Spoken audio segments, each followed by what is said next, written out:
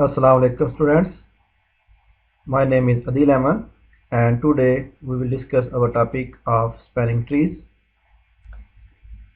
एक spanning tree basically एक सब ग्राफ होता है किसी भी ग्राफ का जिसमें नंबर ऑफ एजेस जो है वो रिड्यूस होते हैं, लेस होते हैं as compare to the graph.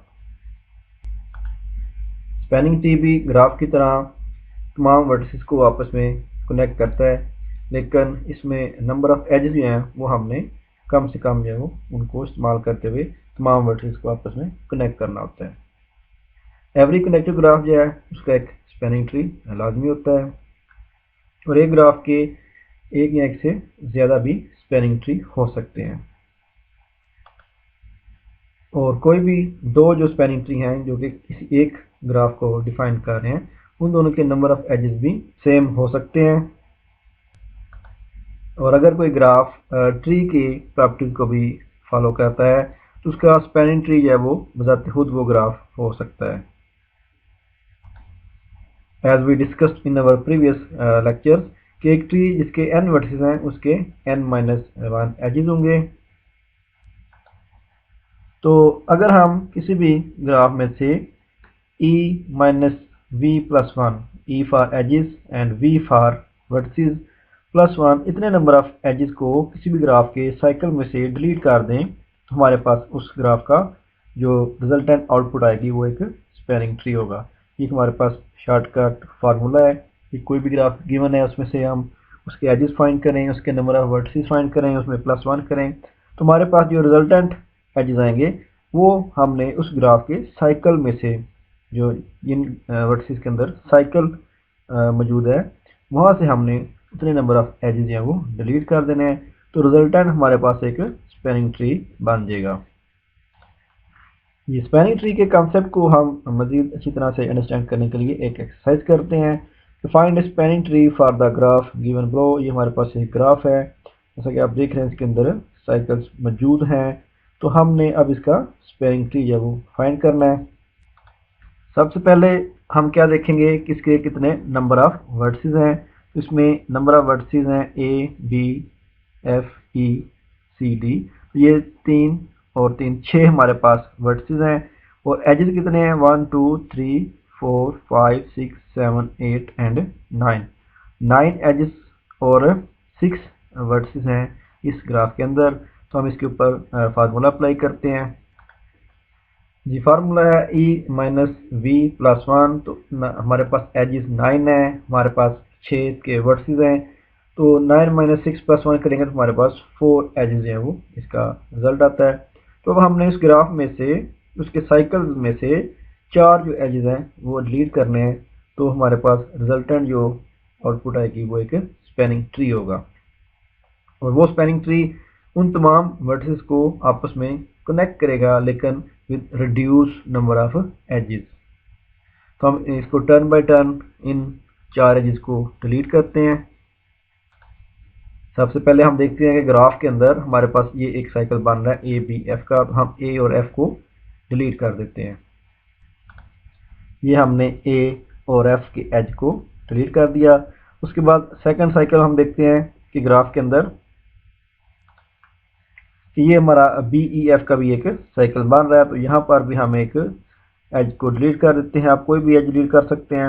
B, F और E को हम डिलीट करते हैं यहाँ पे।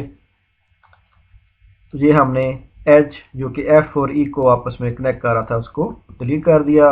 नेक्स्ट हम देखते हैं कि कौन सा साइकिल है। नेक्स्ट हम एक तीसरा साइकिल देख रहे हैं जो कि B, C और E को आपस में कनेक्ट कर रहा है। तो हम इसमें से एक एज को डिलीट करेंगे। जी हमने H, B और E वर्टिसेस को जो कनेक्ट कर रहा था उसको डिलीट कर दिया। उसके बाद हम हमारा जो लास्ट साइकिल है वो C, E और D के ऊपर मुश्तमिल था, तो हमने E और D वाले एज को डिलीट कर दिया। तो अब जो रिजल्टेंट हमारे पास सब ग्राफ बना है वो तमाम वर्टिसेस को आपस में कनेक्ट भी कर रहा है और हमारे पास नंबर ऑफ एजेस भी रिड्यूस हो गए हैं। तो ये हमारा एक स्पैनिंग ट्री है। हम एक से ज़्यादा स्पैनिंग ट्री भी एक ग्राफ के अंदर फाइंड कर सकते हैं। इससे रेलिवेंट हम एक एग्जांपल करते हैं। Find at least 2 spanning trees of the graph given below. कि हमारे पास एक ग्राफ है, इसमें से हमें कम से कम 2 जो स्पैनिंग ट्री हैं वो फाइंड करने हैं। तो सबसे पहले हम देखेंगे कि इस ग्राफ के अंदर साइकिल्स, 2 साइकिल मौजूद हैं। इसके नंबर ऑफ वर्टिसेस कितने हैं, 4 इसके अंदर वर्टिसेस हैं, और नंबर ऑफ एजेस कितने हैं, 1 2 3 4 एंड 5। 5 इसके अंदर एजेस हैं और 4 इसके अंदर वर्टिसेस हैं। तो e माइनस वी प्लस 1 का फार्मूला हम अप्लाई करते हैं तो हमारे पास आंसर 2 आता है। तो हमने एटलीस्ट 2 जो एजेस हैं वो इस ग्राफ के साइकिल्स में से डिलीट करने हैं ताकि हमारे पास रिजल्टेंट जो है वो एक स्पैनिंग ट्री बन जाए। तो हम 2 एजेस अब इसमें से डिलीट करते हैं। तो हमने v0 और v1 वाला एज डिलीट किया और v1 और v3 वाला जो एज है उसको डिलीट किया। जी, in the first spanning tree के अंदर हमने क्या किया कि v0 v1 और v1 v3 दो जो एजेस हैं इनको हमने रिमूव किया है ताकि हमारे जो दोनों साइकिल्स हैं इस ग्राफ के अंदर वो रिमूव हो सके। अनदर पॉसिबल सोल्यूशन हमारे पास ये है कि हम v0 v1 को एज को रिमूव करें और दूसरा v1 और v2 एज जो है इसको रिमूव कर दें। तो हमारा साइकिल जो है दोनों वह इस ग्राफ से रिमूव हो जाएंगे और रिजल्टेंट हमारे पास स्पैनिंग ट्री जो है वो बन जाएगा। जी, नेक्स्ट हम देखते हैं कि वेटेड ग्राफ कौन सा ग्राफ होता है। एक वेटेड ग्राफ ऐसा ग्राफ होता है जिसके हर एक एज को हम एक रियल नंबर या वेट जो है वो असाइन कर देते हैं। तो इस तरह से उस ग्राफ का टोटल जो वेट है वो हम उन एजेस के वेट को सम करके ग्राफ का टोटल वेट जो है वो कैलकुलेट कर सकते हैं।